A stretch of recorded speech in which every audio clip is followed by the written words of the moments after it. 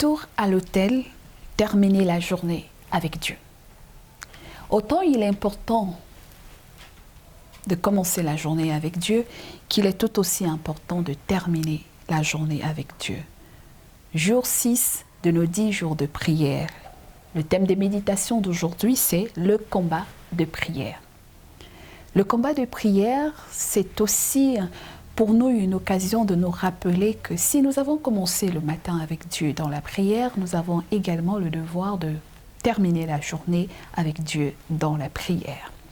Après avoir passé les différents défis, réalisé autant d'objectifs que nous sommes assignés en matinée, il peut arriver que nous ayons réalisé certaines et que nous ayons reporté d'autres ou tout simplement annulé certains qui n'étaient pas plus importants ou très importants dans notre vie.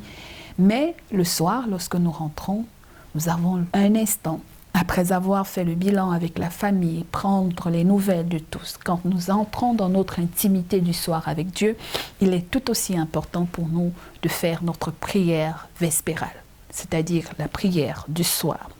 Elle est tout aussi importante, comme dans l'exemple de Jésus, qui aimait très souvent à se détacher des bruits de la vie quand tout est calme dans le noir et que la ville dort, les populations, les activités ont baissé parce que la vie au quotidien, au courant, nous le savons, il n'y a pas de nuit pour certaines personnes parce que c'est là où ils entrent en activité professionnelle jusqu'au petit matin. Mais il est une évidence, c'est que la nuit, une grande activité humaine se repose. Et Jésus avait l'habitude de prendre donc ce petit instant et ce temps pour aller prier son Dieu dans les montagnes, au bord du lac, quelque part, seul avec Dieu.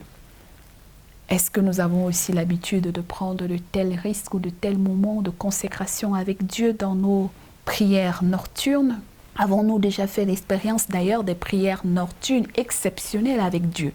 Je ne parle pas de ces prières nocturnes pleines d'agitation, de bruit, où nous nous levons, nous nous mettons à chanter à haute voix, à crier, à perturber le voisinage par nos prières, par nos chants, ou que nous nous levons, même le conjoint, nous le mettons mal à l'aise, nous mettons les enfants mal à l'aise. Je ne parle pas de ce type de prière vespérale. La prière, c'est la rencontre intime et personnelle avec Dieu. Vous vous souvenez que Jésus, lorsqu'il s'adressait aux pharisiens qui avaient l'habitude de lui dire que nous jeûnons 3 fois par semaine, nous faisons autant d'aumônes, nous faisons ceci. Et à ce moment-là, Jésus de leur dire, en réalité, vous n'avez rien compris.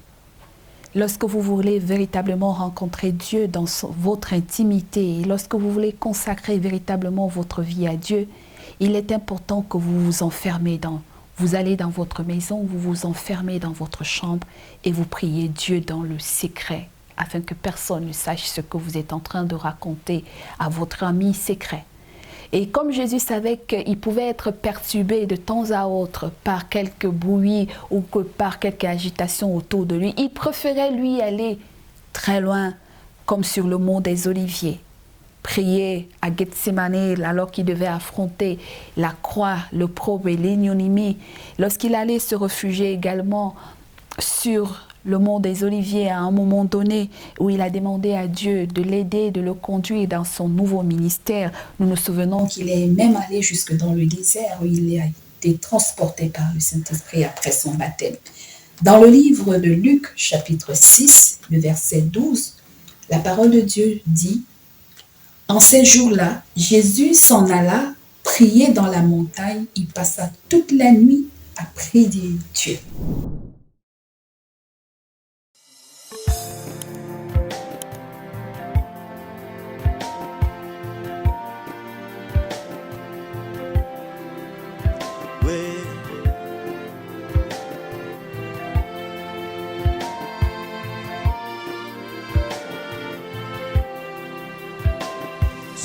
Chemin de Gethsémane,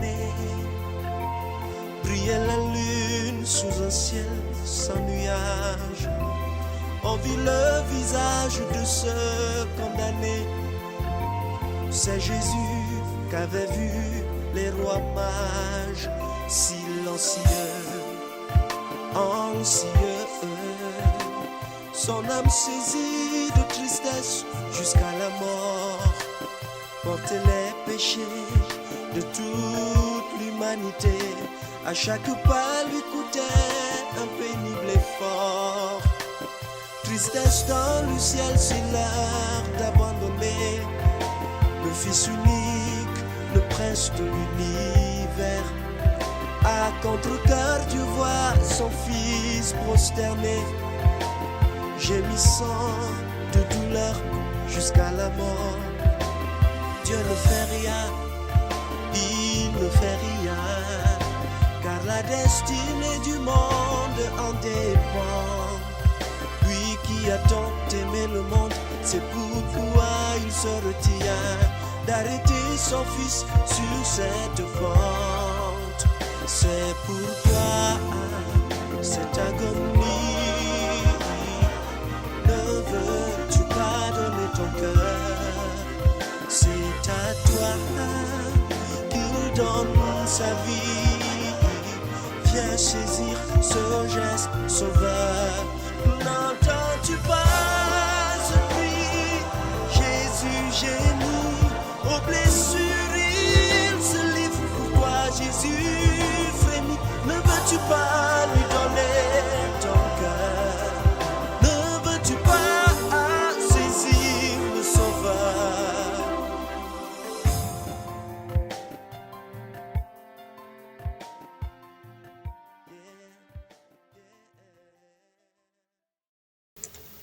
Jésus passa toute la nuit à prier Dieu.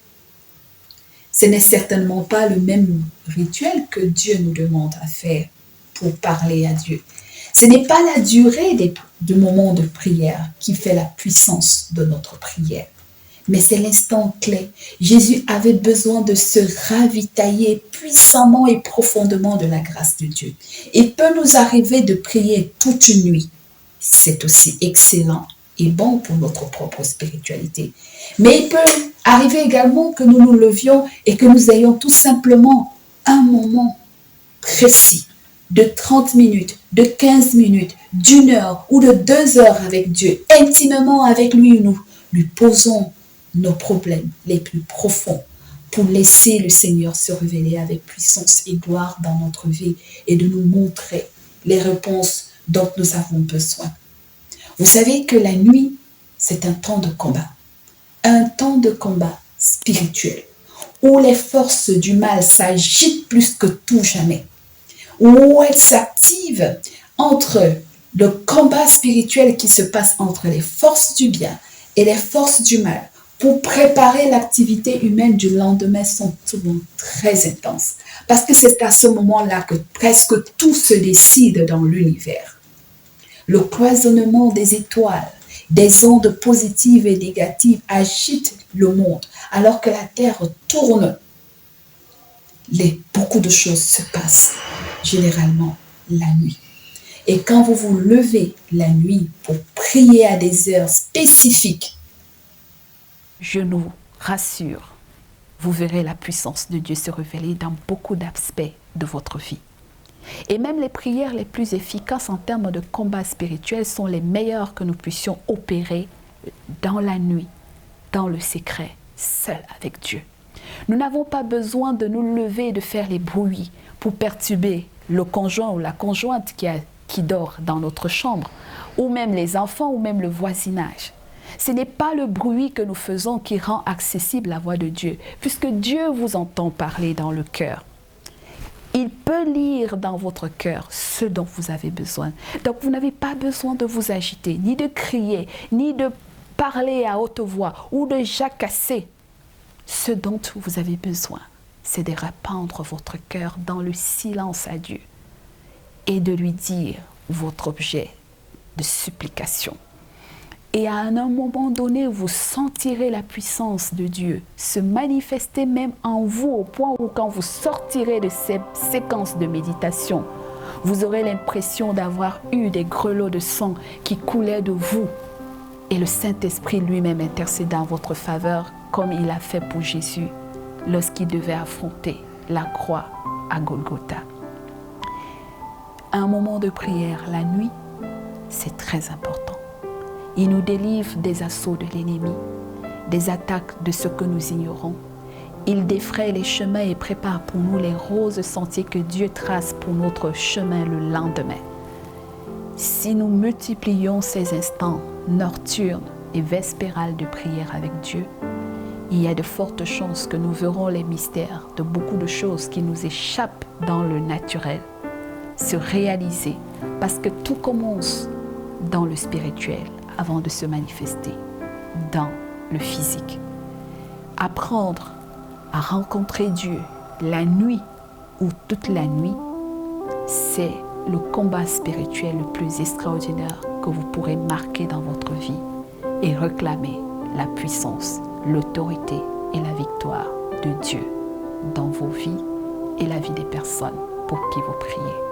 Demandons cette prédisposition à Dieu afin de nous renouveler dans cette belle expérience, d'avoir des moments de prière particuliers avec Dieu la nuit et de temps en temps.